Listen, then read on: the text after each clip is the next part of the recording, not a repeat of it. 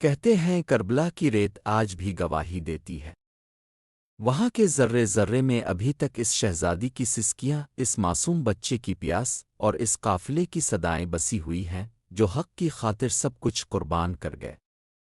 مگر ناظرین، کربلا کی تاریخ میں ایک ایسا لمحہ بھی آتا ہے جس کے بارے میں بہت کم لوگ جانتے ہیں، ایک ایسا لمحہ جب امام حسین علیہ السلام نے ایک کبوتر کو اشارہ کیا، اسے اپنے قریب بلایا اور اس سے ایک راز کہا۔ آخر وہ راز کیا تھا؟ امام حسین علیہ السلام نے کبوتر کو کیوں بلایا؟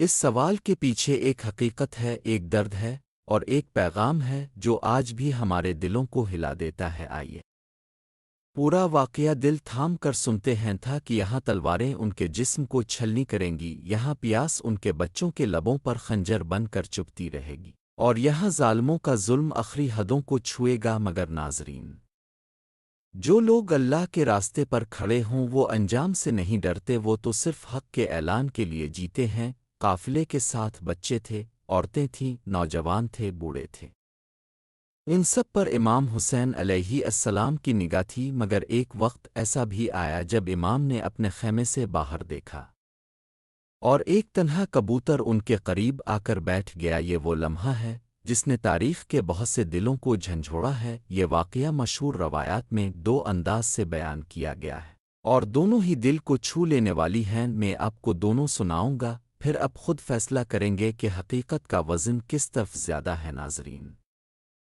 پہلی روایت کے مطابق جب امام حسین علیہ السلام نے کربلا کے میدان میں خیمے لگائے تو ایک کبوتر بار بار آ کر خیموں کے پاس بیٹھ جاتا۔ یہ کبوتر قافلے کے درمیان ایک اجنب سا تھا، مگر اس کی موجودگی میں عجیب سی سکون کی کیفیت محسوس ہوتی تھی۔ کہا جاتا ہے کہ امام حسین علیہ السلام نے اس کبوتر کو اپنے قریب بلایا۔ کبوتر امام کے قدموں میں آیا جیسے وہ پہچانتا ہو کہ یہ زمین والے نہیں، یہ وہ چراغ ہیں جنہیں خود محمد مصطفیٰ صلی اللہ علیہ وآلہ وسلم نے اپنے ہاتھوں سے روشن کیا تھا۔ امام حسین علیہ السلام نے اسے دیکھا اور فرمایا، اے پرندے، تمہاری قسمت اچھی ہے کہ تم اس سرزمین پر موجود ہو جو کل قیامت تک مظلوموں کی پناہ گاہ کہلائے گی۔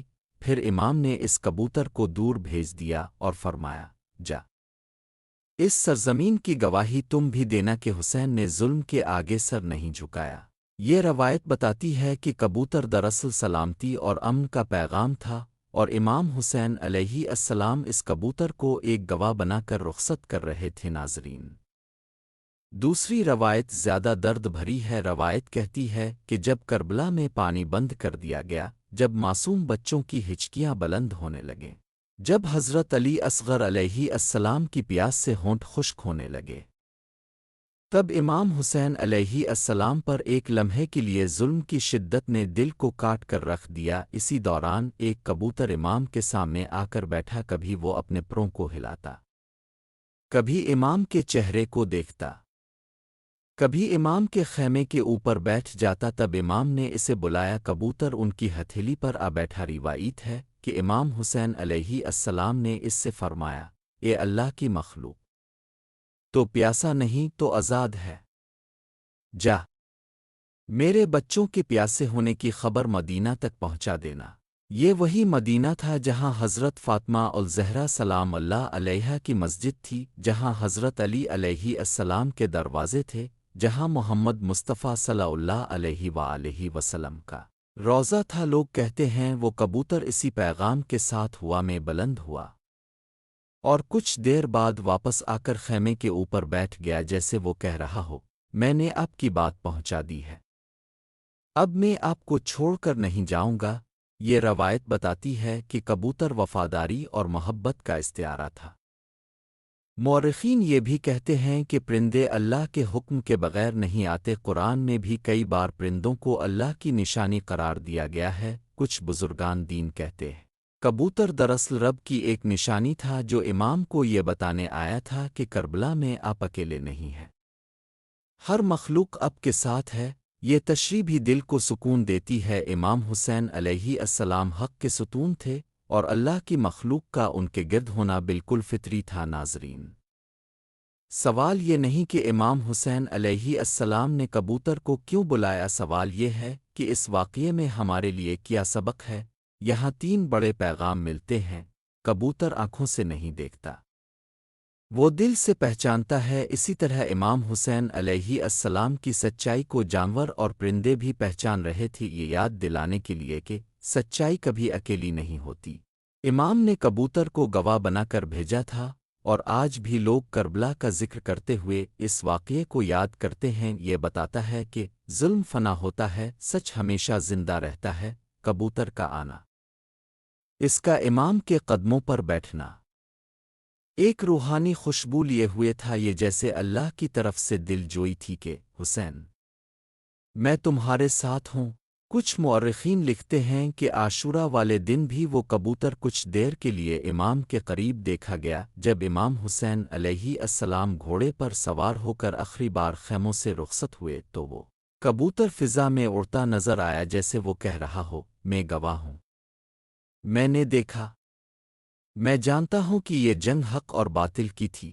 امام نے آخری بار آسمان کی طرف دیکھا، اور کہا جاتا ہے کہ فضا میں وہ کبوتر اب بھی پر مار رہا تھا۔ شہادت کے بعد کربلا کی زمین سے کئی نشانیوں کا ظاہر ہونا تاریخ کا حصہ ہے۔ پرندوں کا آنا جانا، فضا میں عجیب سی خاموشی، یہ سب اس بات کی طرف اشارہ تھا کہ کربلا کا واقعہ صرف ایک جنگ نہیں تھی، یہ اللہ کے خاص منصوبے کا حصہ تھا۔ کبوتر اس منصوبے کا ایک چھوٹا سا کردار تھا، مگر اس کی موجودگی نے تاریخ میں ایک سوال چھوڑ دیا: امام حسین علیہ السلام نے اسے کیوں بلایا تھا؟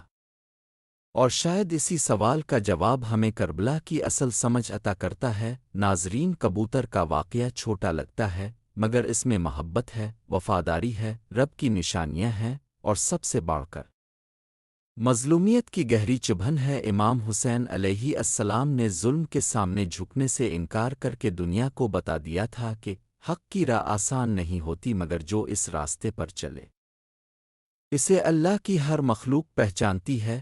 کبوتر کا آنا، اس کے ساتھ امام کا بات کرنا، اسے گواہ بنا کر رخصت کرنا، یہ سب بتاتا ہے کہ کربلا کا واقعہ صرف تاریخ نہیں، ایک زندہ پیغام ہے۔